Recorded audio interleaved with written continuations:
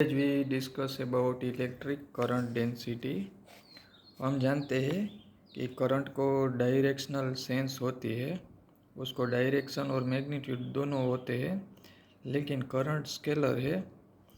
और वो स्केलर क्यों है ये हम समझने के लिए यहाँ एक सिंपल एग्जांपल लेते हैं। मान लो कि ये कंडक्टर है, ब्रांच है, और उसमें करंट फ्लो हो रहा है ये डायरेक्शन में। उसे हम 5 एम्पियर करंट है, उसे I1 बोल देते हैं। और यहाँ एक ये दूसरी ब्रांच है, उसमें current I2 is equal to 3 ampere flow हो रहा है, और ये भी ये डायरेक्शन में। ये दोनों करंट ये पॉइंट पर, ये जंक्शन पॉइंट पर मिल रहा है, और साथ मिलकर ये तीसरी ब्रांच में यहाँ फ्लो हो रहा है, ये करंट I है। तो हम simple I is equal to I1 plus I2 यानी कि स्केलर एडिशन न्यूमेरिकली ऐड कर देते हैं, और हम बोल देते हैं कि ये करंट होगा 5 एम्पियर प्लस 3 एम्पियर यानी 8 एम्पियर। अगर मैं दूसरी फिगर में ऐसे कंसीडर करूँ, मान लो कि ये I1 करंट ये डायरेक्शन में ऐसे आ रहा है, और ये I2 करंट ये डायरेक्शन में से आ रहा है। ये I2 ये 5 एम्पियर और ये 3 एम्पियर, और ये मिलकर ये डायरेक्शन में अगर फ्लो हो रहा है और ये करंट I होगा, तो I is equal to I1 plus I2 is equal to simply 8 ampere होगा। हम देखते हैं कि करंट का हम डायरेक्टली ये न्यूमेरिकली ऐड कर देते हैं, लेकिन अगर करंट वेक्टर होता तो ऐसे हम डायरेक्ट उसका स्केलर एडिशन कर सकते नहीं, क्योंकि यहाँ ये दोनों करंट जो है I1 और I2 उसके बीच में समवॉट अप्रोक्स से 30 degree, near by 30 degree angle है। लेकिन यहाँ हम एंगल की बात करें तो ये तो 180 से लेस यानी 160-70 नियर बाई एंगल है।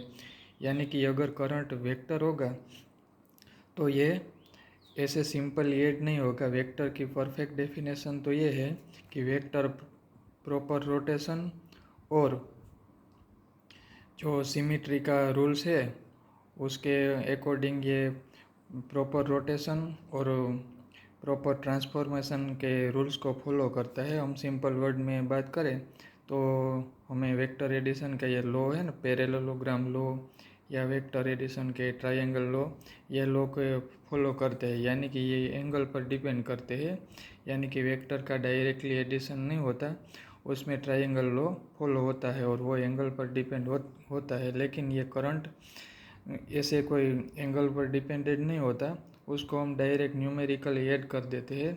इसलिए यहाँ करंट की डिस्कशन में एक साइंटिस्टों को प्रॉब्लम हुआ, करंट को डायरेक्शनल सेंस भी है फिर भी वो स्केलर है। इसलिए साइंटिस्टों ने एक ऐसी क्वांटिटी, ऐसी फिजिकल एंटिटी के बारे में सोचा कि जो करंट की ही डायरेक्शन में हो, यानी कि करंट की डायरेक्शन को ही डिफाइन करती हो, और साथ साथ में वो वेक्टर हो, यानी कि हमें स्केलर करंट की डायरेक्शन के बारे में अच्छी तरह से पता चले। जैसे इलेक्ट्रिक फील्ड की बात करें तो इलेक्ट्रिक फील्ड वेक्टर है, और उनको स्पेस के किसी भी पॉइंट पर किसी भी रीजन में 3 कंपोनेंट होते हैं, और वो कैलकुलेशन हमें कॉम्प्लेक्स लगती है। इसलिए साइंटिस्टों ने इलेक्ट्रिक फील्ड जो वेक्टर है उनका स्केलर वर्जन यानी कि पोटेंशियल डिराइव किया। यहाँ भी कुछ ऐसी ही बात है, करंट स्केलर है लेकिन साइंटिस्टों ने स्केलर करंट का एक वेक्टर वर्जन डिराइव किया, और करंट का वेक्टर वर्जन यानी कि करंट डेंसिटी 2 टाइप की होती है। करंट पर यूनिट लेंथ, उसे K से डिनोट करते हैं, K is equal to current per unit length, और K को सरफेस करंट डेंसिटी बोलते हैं। सरफेस करंट डेंसिटी यानी K is equal to current per unit length. और दूसरी होती है वॉल्यूम करंट डेंसिटी, उसे J से डिनोट करते हैं, J is equal to current per unit area, ये वॉल्यूम करंट डेंसिटी है। लेकिन ज़्यादातर फिजिक्स और इंजीनियरिंग में वॉल्यूम करंट डेंसिटी का यूज किया जाता है, इसलिए हम आगे जो भी करंट डेंसिटी की डिस्कस करेंगे उसमें वॉल्यूम करंट डेंसिटी की बात करेंगे। और ज़्यादातर सभी बुक्स में सिर्फ करंट डेंसिटी ऐसा नोटेशन किया जाता है, लेकिन करंट डेंसिटी को हम वॉल्यूम करंट डेंसिटी ही समझेंगे। करंट डेंसिटी यानी वॉल्यूम करंट डेंसिटी यानी कि J is equal to current per unit length. आइए अब हम करंट डेंसिटी के बारे में डिटेल में डिस्कशन करते हैं। मान लो एक ऐसा कंडक्टर है और ये कंडक्टर में ये डायरेक्शन में करंट डेल्टा आई फ्लो हो रहा है। तो ये जो करंट जिस डायरेक्शन में फ्लो हो रहा है उस डायरेक्शन के एग्जैक्ट नॉर्मल डायरेक्शन में एक क्रॉस सेक्शनल एरिया लिया जाता है और करंट की डायरेक्शन के नॉर्मल क्रॉस सेक्शनल एरिया में से जो करंट फ्लो हो रहा है उसे करंट डेंसिटी, हमने पहले से ही कह दिया, करंट डेंसिटी यानी वॉल्यूम करंट डेंसिटी जे डिफाइन किया जाता है। और डेफिनेशन के अकॉर्डिंग ये जो करंट के परपेंडिकुलर एरिया है, ये एरिया जो करंट के परपेंडिकुलर एरिया है वो एरिया में से जो करंट फ्लो हो रहा है उसे करंट डेंसिटी बोला जाता है। और ऐसा हो सकता है कि ये एरिया के डिफरेंट रीजन में करंट डिफरेंट मैग्नीट्यूड में अगर फ्लो हो रहा है तो average current density J is equal to delta I upon delta A. Delta I ये क्रॉस सेक्शनल एरिया में से जो टोटल करंट फ्लो हो रहा है वो है, और डेल्टा ए ये क्रॉस सेक्शनल एरिया है जो करंट की डायरेक्शन से नॉर्मल लिया जाता है। यानी कि current density is equal to उनके डायरेक्शन के परपेंडिकुलर एरिया में से जो करंट फ्लो हो रहा है। और अगर हम ये क्रॉस सेक्शनल एरिया के कोई छोटे से रीजन में, यानी कि यहाँ हम पॉइंट पी कंसीडर कर लेते हैं, ये पॉइंट पी के पास हम करंट डेंसिटी जानने की ट्राई करें तो ये current density J is equal to limit delta A tends to zero delta I upon delta A is equal to D I upon D A से दी जाती है। और हम सिंपली समझ सकते हैं कि करंट डेंसिटी का यूनिट होगा, ऐसा यूनिट होगा ampere per metre square, ampere into metre raise to minus 2। और करंट डेंसिटी की डायरेक्शन करंट की ही डायरेक्शन में डिफाइन की जाती है।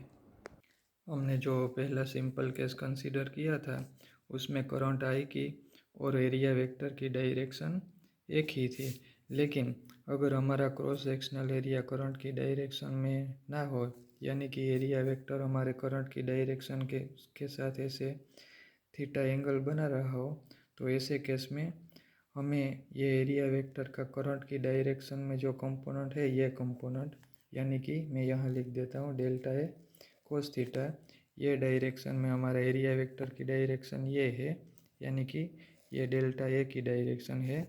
और ये करंट की डायरेक्शन के साथ अगर थीटा एंगल बना रहा हो तो करंट जो डायरेक्शन में फ्लो हो रहा है उसी डायरेक्शन में उनका component delta A cos theta होगा।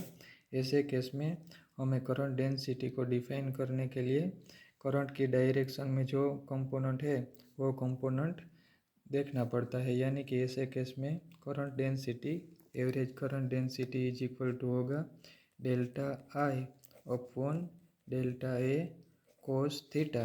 और अगर हम पॉइंट पी की बात करें तो पॉइंट पी पर, यानी कि यहाँ छोटे से रीजन में करंट डेंसिटी डिफाइन करने के लिए हमें लिमिट लेनी पड़ेगी। यानी कि यह छोटे से रीजन में पॉइंट पी के पास यहाँ यह छोटे से रीजन में current density J is equal to, यहाँ लिमिट लेनी पड़ेगी delta A tends to zero delta I upon delta A cos theta is equal to होगा d I upon D A cos theta. यानी कि delta I is equal to होगा J D A cos theta, उसको मैं scalar form में ये कोस theta यानी कि स्केलर प्रोडक्ट, इसको मैं ऐसे भी लिख सकता हूँ D I is equal to J dot D A. अगर हम टोटल करंट कितना है वो जानना चाहते हैं तो हमें ये इक्वेशन का इंटीग्रेशन करना पड़ेगा। यानी कि इंटीग्रेशन डी आई, ये टोटल एरिया पर हमें इंटीग्रेशन लेना पड़ेगा। Integration D I is equal to integration total area पर 0 से a तक J डॉट डी ए, यानी कि ये जो हमें इक्वेशन मिला I is equal to J dot D A, ये इक्वेशन वेरी यूजफुल क्वांटिटी है।